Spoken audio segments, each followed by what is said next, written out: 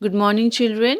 So, we were discussing chapter 7 Untouchability, a social evil, right?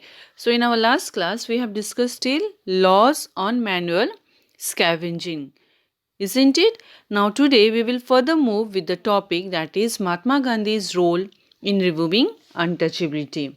Clear? Now, many religious and social reformers have tried to end untouchability during the national movement, and Mahatma Gandhi had played a very important role in the eradications of untouchability. As during the national movement, he has made his motive, that is, his goal was to eradicate untouchability.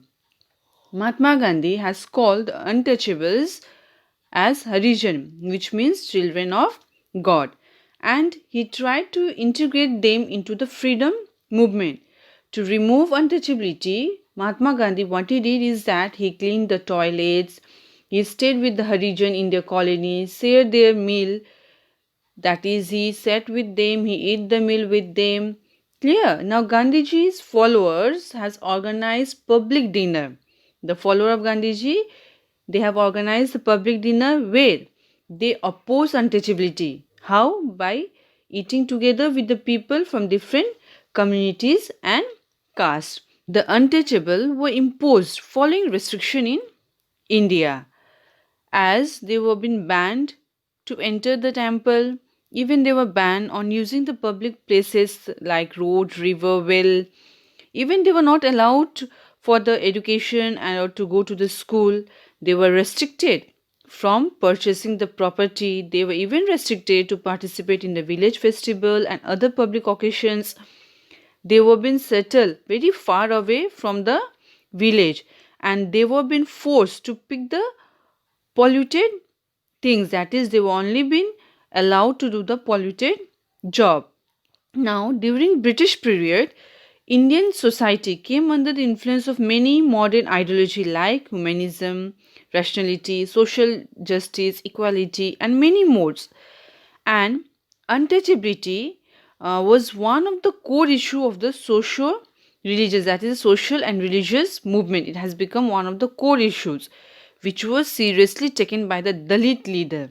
They were the Jyotibai Phule, Narayan Guru, Ramaswamy Nayankar, Dr. B.R. Ambedkar. They were the leader of the Dalit who has led the movement against the untouchability. And out there, Mahatma Gandhi has also played a very important role.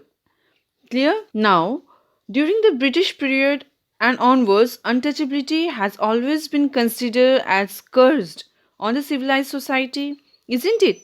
And every possible measure has been adopted to abolish it. Clear? But due to the deep rooted practice and some tolerance from the rural society, even there was non cooperation from the old age person, that is, the old thinking, that is, conservative people were not cooperating. Even the illiterate people were not cooperating for the movement against untouchability, as all these have blocked the process of abolition of untouchability. Now, after independence, this issue was taken up seriously in the Constitutional Assembly, and effort against the untouchability was being made. So, what were the effort? Let's see. Clear? Now, the right to equality was guaranteed by the Constitution of India, which assured that no citizen shall be discriminated against on the ground of caste, color, sex, or religion. That is, everyone will be treated equally. Even secondly, we could see that reservation have been made for the scheduled caste and scheduled tribes. Thirdly, under Article 17, we could see that untouchability has been abolished and its practice in any form has been declared a punishable offense. And under Article 25, under Section 2b, it states that the Hindu religious institution, that is the temple, public bath, clear, which is meant for the public, should be open to all the classes irrespective of upper or the lower caste and section of the Hindu community. Clear? Now, the Protection of Civil Rights Act that is of 1955, declares preaching and practice of untouchability as a punishable crime. Clear? Now, the Scheduled Caste and the Scheduled Tribes, that is the Prevention of Atrocities Act of 1989. It contained many provisions to prevent the abuse and discrimination of the depressed class, that is a lower class.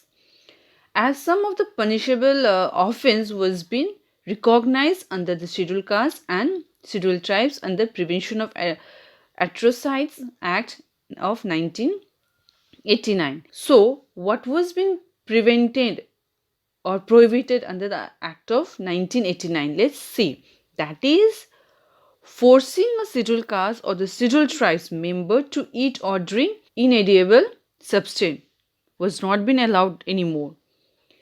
Dumping of the waste, faces, or any other obnoxious, that is unpleasant matters in the premises or the neighborhood of a Scheduled Caste or Scheduled Tribes was not allowed.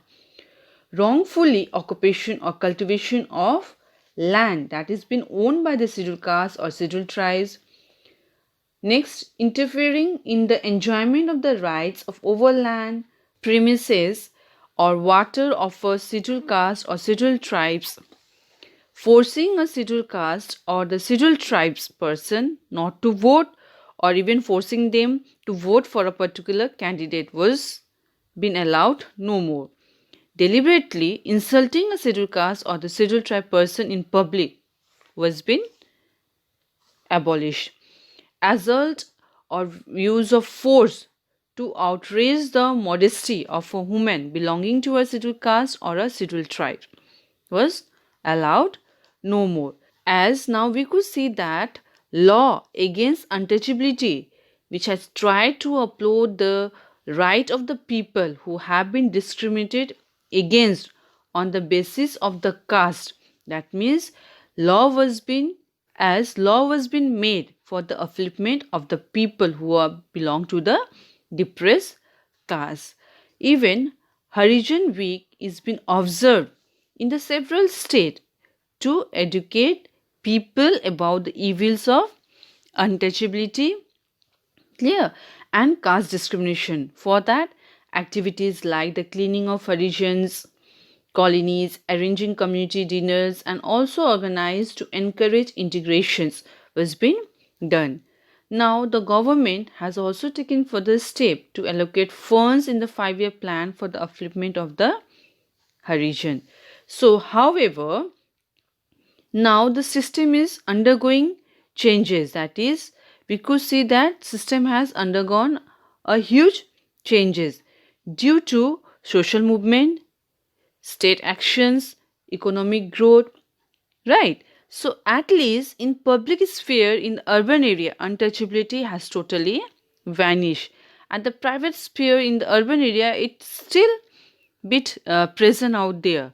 Though the modern generation is quite aware of this evil tradition or the evil practices, and it seems that in every near future it will be abolished from our Indian society, as we all are the human being, we all are equal. Clear? So children, we have completed our chapter. So just go through your book also. If any confusion, you do ask me. Thank you.